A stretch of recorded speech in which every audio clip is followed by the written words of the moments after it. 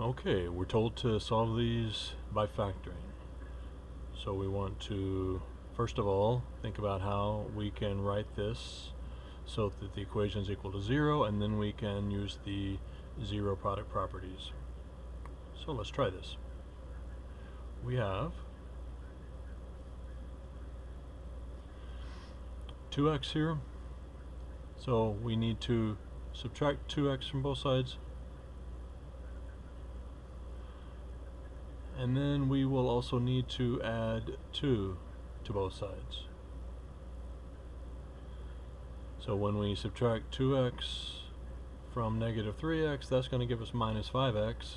The 2x squared stays the same, so we have 2x squared. Negative 3x minus 2x, that all goes together to give us minus 5x. And then when we added 2, we had no constants over here, so that becomes plus 2 right here. Now we've got it all equal to 0. Now we can think about using the zero product property to solve. First, look for any GCF. I've got 2, 5, 2. There's no GCF for these terms, so I can't first take out a common factor. So now I want to think about, can I factor these into two binomials? Well, to get 2x squared, it's just got to be 2x and x. That's the only way to get that. To get plus 2 and negative in the middle, that means we need to have both minus and minus, and then the factors of 2 are just 2 and 1. So I can either put the 2 here and the 1 here, or I could put the 2 here and the 1 here. But when we multiply this, we see that this gives us negative 1x, that gives us negative 4x. So those go together to give us the minus 5x that we need in the middle. So now that means 2x minus 1 has to be equal to 0, or x minus 2 has to be equal to 0. Add 1 to both sides. 2x equals 1. Divide by 2, we get x equals 1/2. And over here, just add 2 to both sides, we get x equals 2. So x can be either 1/2 or 2. On number 2, I'm thinking subtract the 6x and add 3.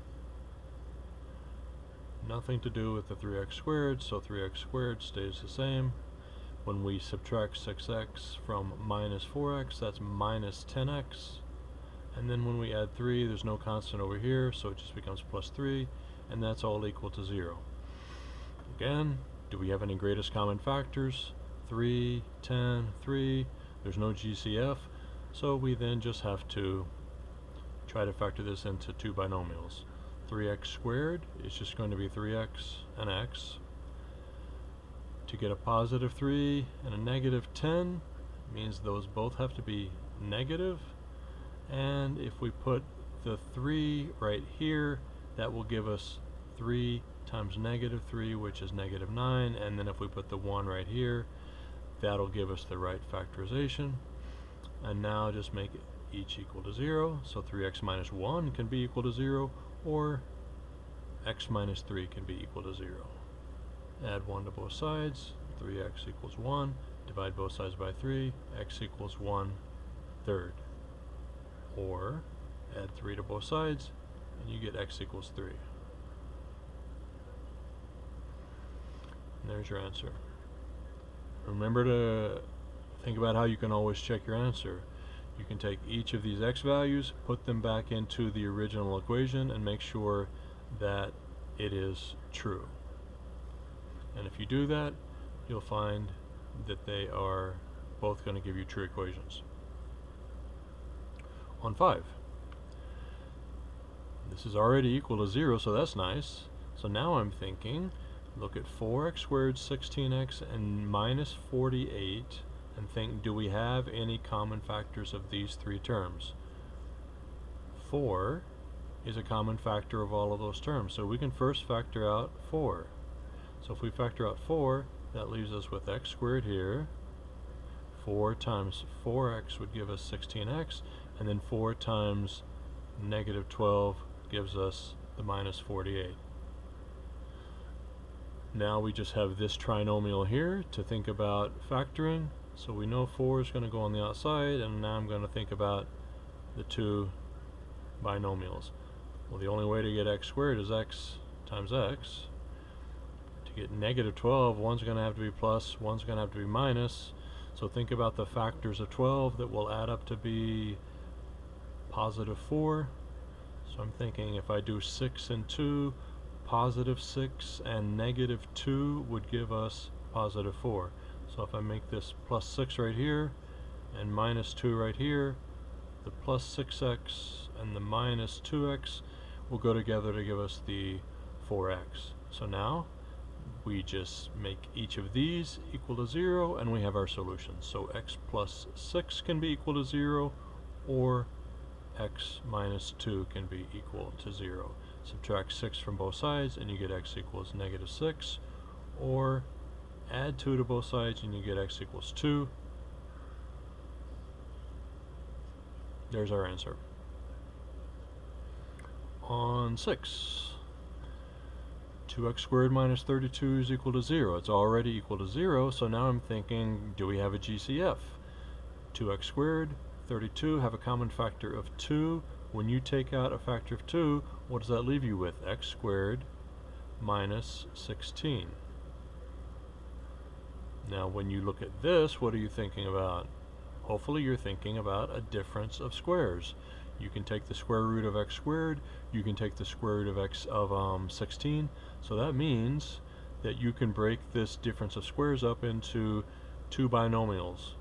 They're both going to be the same, they're just going to have two different signs. So the 2 stays on the outside, and then our two binomials, that whole product will give us 0.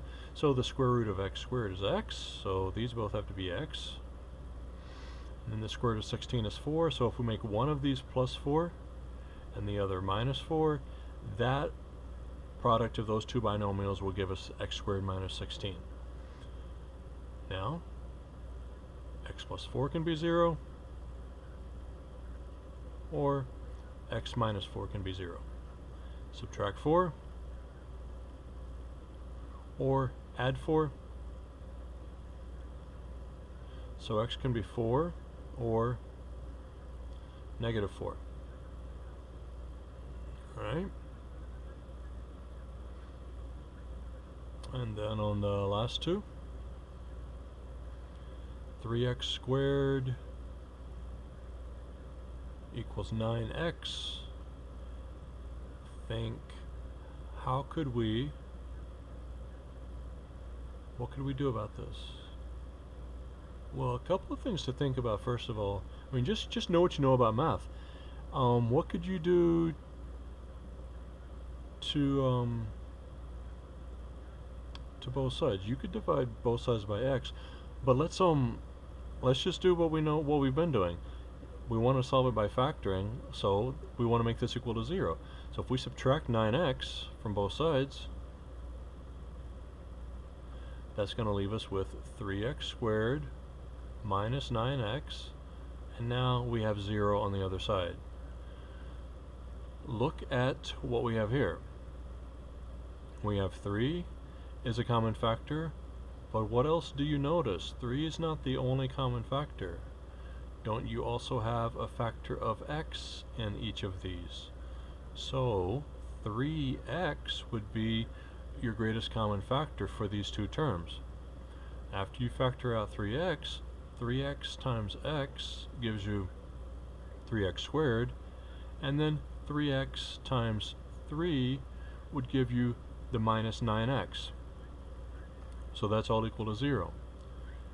This is still zero product property. Now, I mean, just think about what your two factors are. It means you're multiplying 3x times the quantity that's inside the parentheses. So if one of these factors is equal to 0, it will make the entire quantity equal to 0. So we're still using the zero product property, but that means that either 3x can be equal to 0, or x minus 3 can be equal to 0. Divide both sides by 3 and you get x equals 0. Over here, add 3 to both sides and you get x equals 3. So our two solutions would be x equals 0 or x equals 3.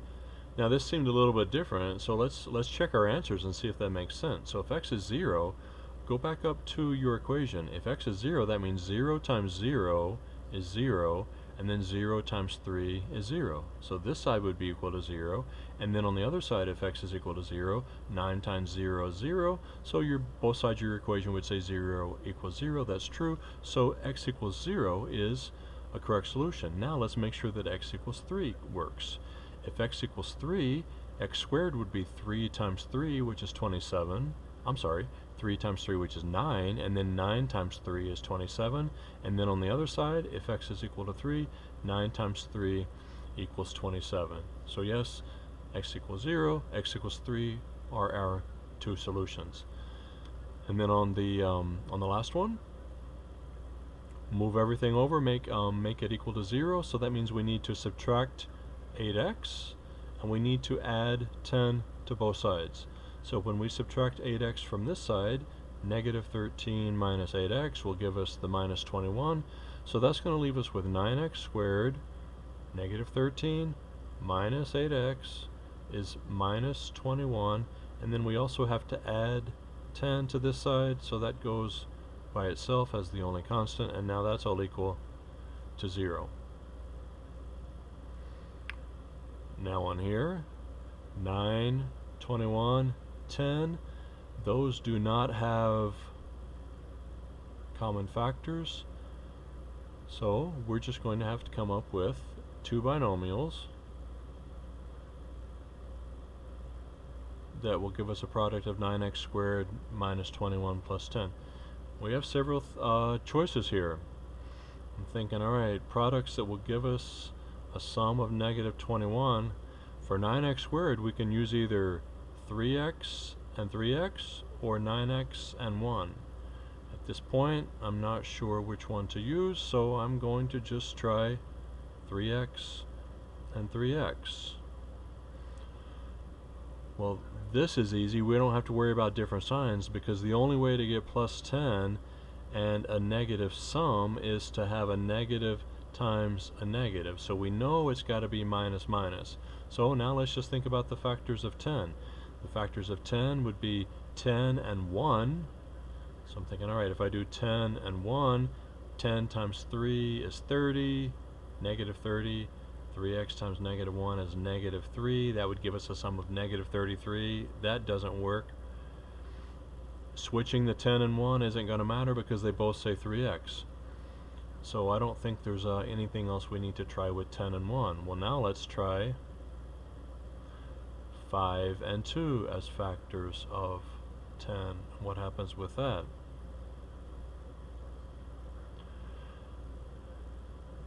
Negative 5 times 3 is negative 15. 3 times negative 2 is going to give us negative 6x, so the negative 15 and the negative 6 will give us the minus 21. Sorry, that's a minus 21x right there.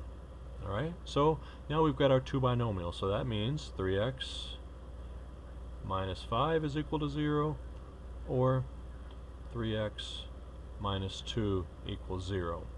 Add 5 to both sides, we get 3x equals 5. Divide by 3, and we get x equals 5 thirds. And then for the other one, add 2 to both sides, 3x equals 2, and then divide both sides by 3, and we get x equals 2 thirds. So that looks like those are our two solutions.